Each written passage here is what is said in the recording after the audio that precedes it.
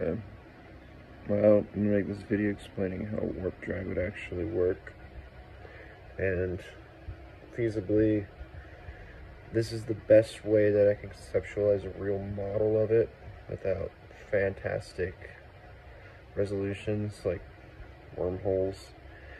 So a wormhole is a misconception in physics that between 2 points you can create an energy vortex that basically removes all space. So it displaces all matter outwardly, and between the 2 points then net zero space because there's nothing in between there. Well, that's a huge misinterpretation. So you're still going to warp space around 2 points, which means that matter traveling to 2 points and how it behaves, as I explained in my other video, is still left to either spaghettification or, as we see it, instant travel.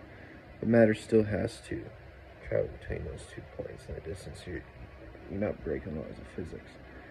So how would a warp drive actually work? Well, in the video that I was watching online that made me want to make this to explain how, since a lot of physics videos are still science fiction in a way, they don't have an actual practical application for technology.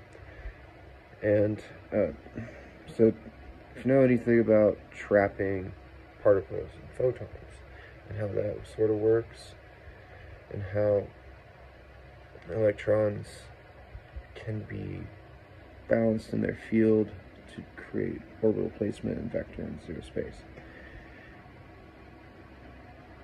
So how do you use that to accelerate and travel between 2 points? Well, now imagine it like one of those vacuum tunnel mag lifts. And I'm going to try to draw it out.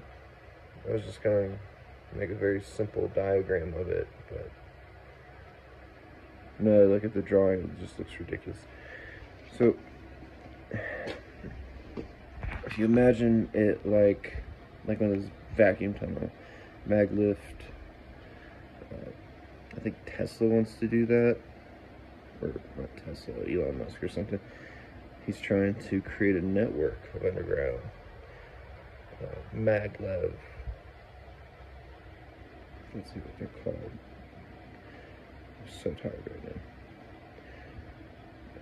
Anyway, so you imagine the tunnel between 2 points, and you have this maglev vehicle that can travel between 2 points.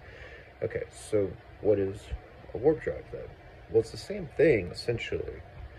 It's just that there is no tunnel in between 2 spaces in time, or no, time, what am I saying? 2 points in space. You have to have matter. I mean, because you can't just warp nothing. I mean, there's nothing out there. And subatomic particles, it's the interaction, probability of interaction is very minute, and that's the only reason why stars can make matter. So you have to essentially live in the star, right? Well, so then you have to have 2 points where then you can create this atmosphere that you can warp. Whatever it is, I don't know.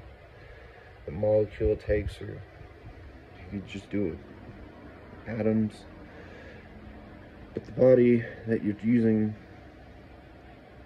to teleport or ride in, or whatever, is warping a wave structure. So imagine now you're rippling that like an electromagnetic wave or pulse. And so that pulse then comes around and envelops the ship. And it goes around, and imagine it like my eyeball. Here's the ship, so it's like going around, right?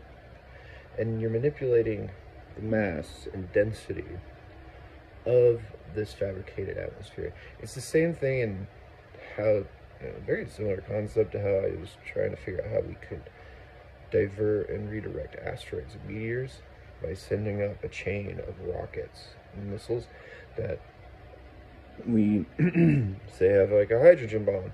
where that hydrogen bomb creates a simulated atmosphere in line with the meteor as it's traveling, and then you send up your nukes, and those create pressure waves, and that explodes periodically in a line, and as that asteroid travels, then it hits those pressure waves of this faux atmosphere that you've created, and then it, it diverts off course. And so that's just the same thing, pretty much. Suppose you could, but it's just like, how do you maintain from Mars to Earth gaseous tunnel? I don't know, whatever it is that you could do, and you'd have to have.